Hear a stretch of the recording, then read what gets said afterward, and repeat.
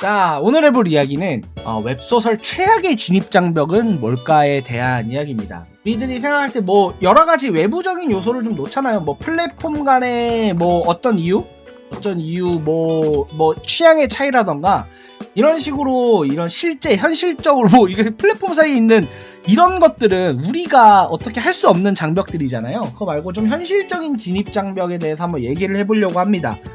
웹소설의 진입장벽 중에 제일 큰 이유, 우리가 정확하게 말하면 우리는 왜 이렇게 글 쓰기가 힘든가? 이거에 대한 이야기일 수도 있어요. 왜냐하면 여러분들은 사실 지금 제 방송을 보시거나 유튜브를 보시는 분들은 웹소설을 시작하는 사람 중 얼마나 소수가 지망생이 되는지 모르죠. 이 되는지 모를 거야. 왜냐면 우리들이 생각하는 그 지망생에서 진짜 생각한 것보다 우리는 지망생들만 봐도 좀 많잖아요. 어느 정도 많다 보니까 그 전에 포기하시는 분들이나 그 전에 힘들어하시는 분들, 그리고 사실 정확하게는 지망생들이 왜 얼마나 사라지는지, 얼마나 생기고 사라지는지 이런 거 누가 알 수가 없잖아요, 정확하게. 그런데 여기서 그러면 왜 이게 최고의 진입장벽, 최대의 진입장벽, 이게 뭘까에 대한 이야기를 한번 해보려고 합니다.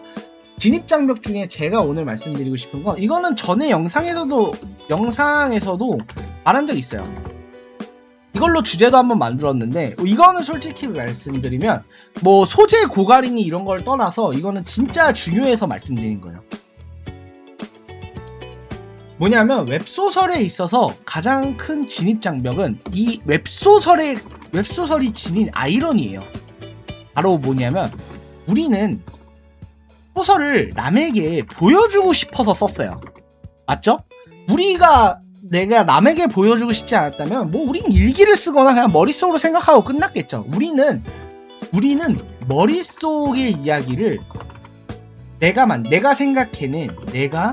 생각한 머릿속에 재밌는 이야기를 남에게 보여주고 같이 즐기고 그 다음에 인정받고 싶어서 썼어요. 쓰기 시작했습니다.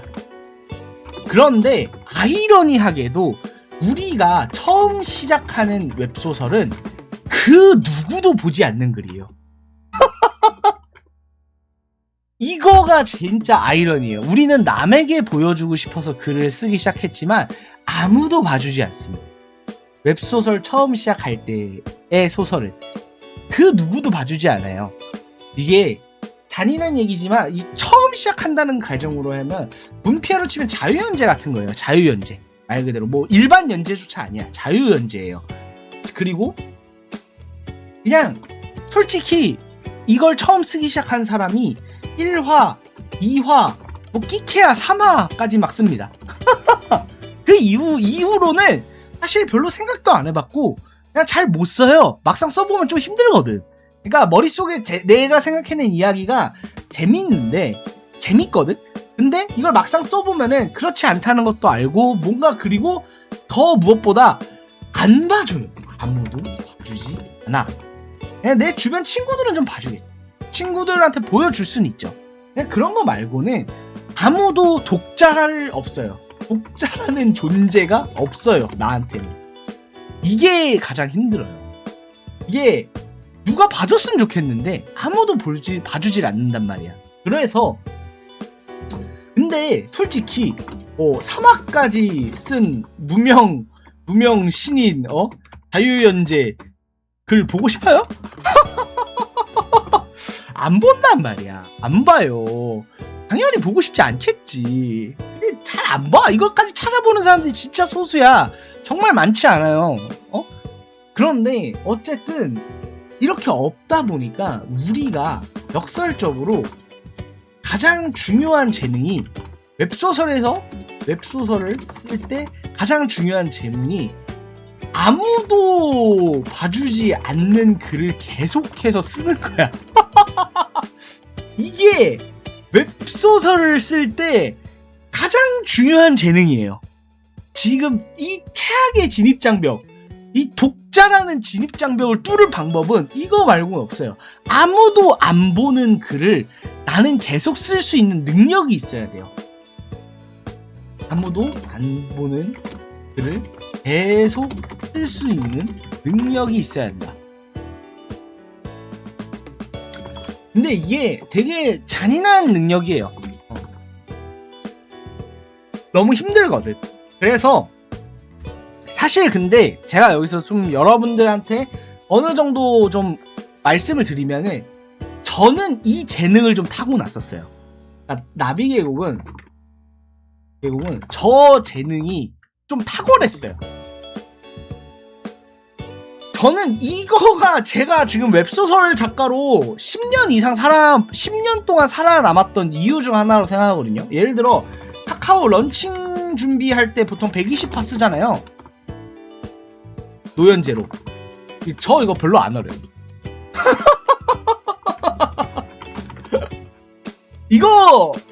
이게 진짜 제가 타고난 재능 중 하나예요.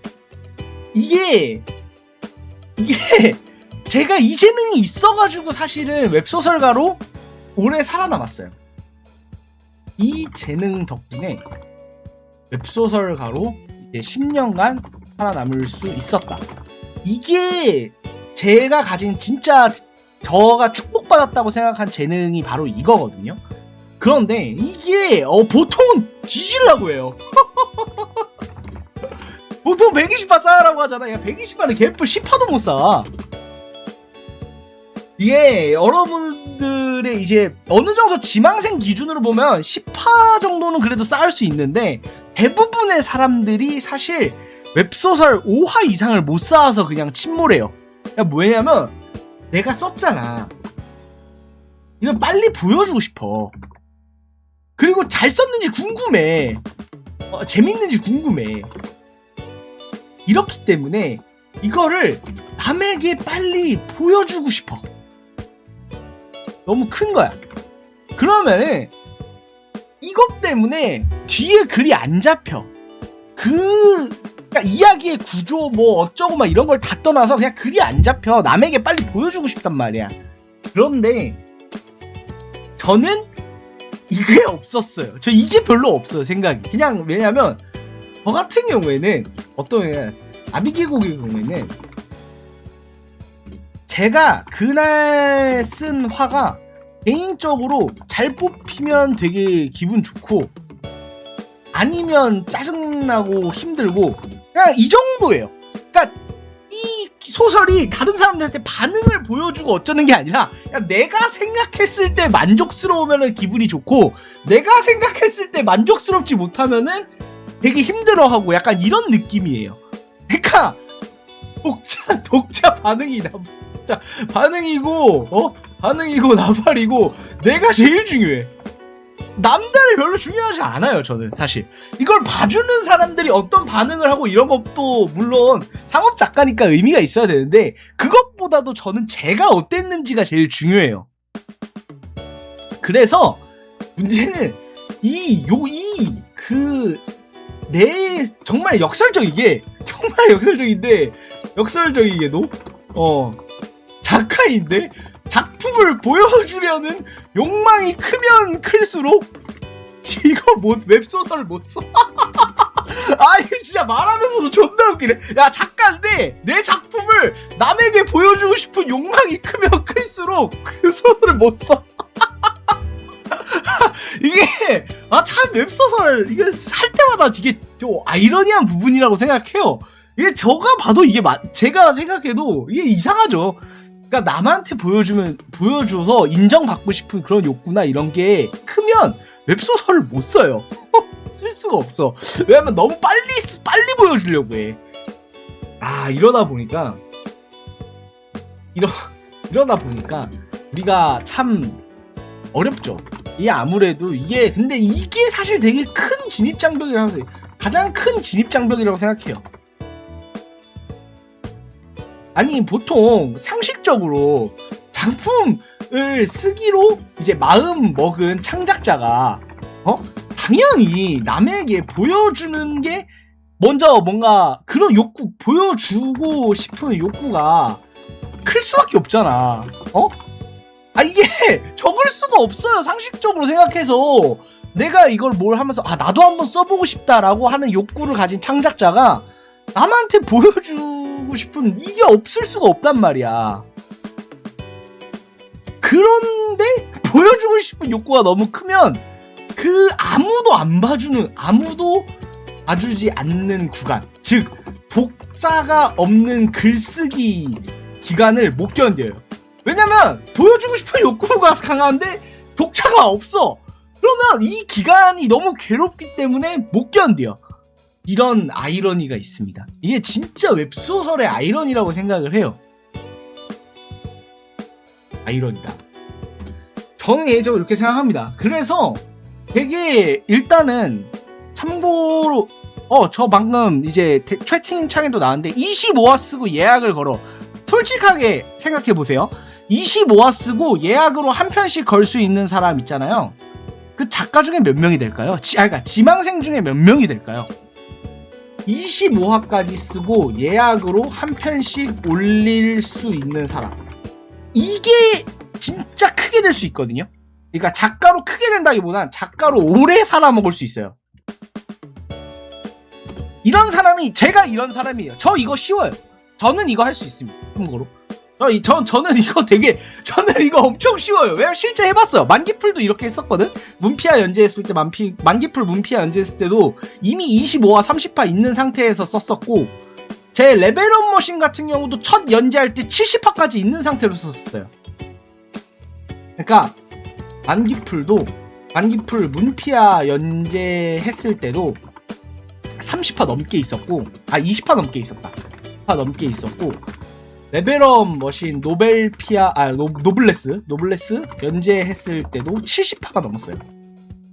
70화 넘게 있었고, 그 이전에 치트키 플레이어라고 있었을 거예요. 제가 치트키 플레이어 이거 77 페스티벌 공모전 나온 거죠. 공모전 이것도 50화 있었어요. 한 40에서 50화 정도 있었던 것 같아요. 그러니까 저는 글을 이렇게 쓰는 재주가 있어요. 그러니까 남들 반응 안 보고 그냥 쓰는 사람이에요. 저는 이게 제가 가진 재능이에요.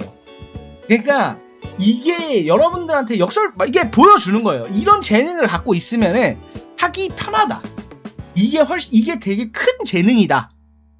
간단하게 말해서 내가 웹소설을 시작하려고 한다. 25화까지 반응 하나도 안 보고 다 쓴 다음에 예약으로 한 편씩 올릴 수 있는 사람, 이거 할 수 있는 사람이면 저 웹소설 재능이 있다고 봅니다. 이거 할 수 있으면 저는 웹소설 재능 있는 사람이라고 생각합니다.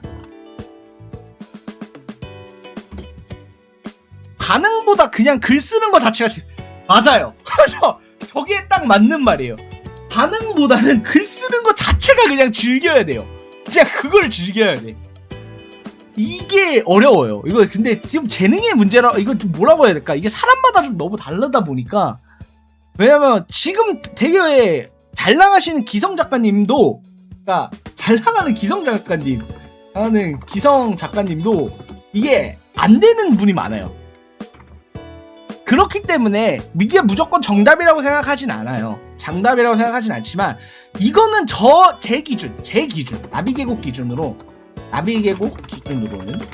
이거를 할 수 있는 사람이면 굉장히 재능 있는 사람이라고 생각을 합니다. 라는 거 알려드리면서 웹소설 최악의 진입장벽에 대해서 알려드렸습니다. 오늘의 이야기는 여기서 마치도록 하겠습니다. 감사합니다.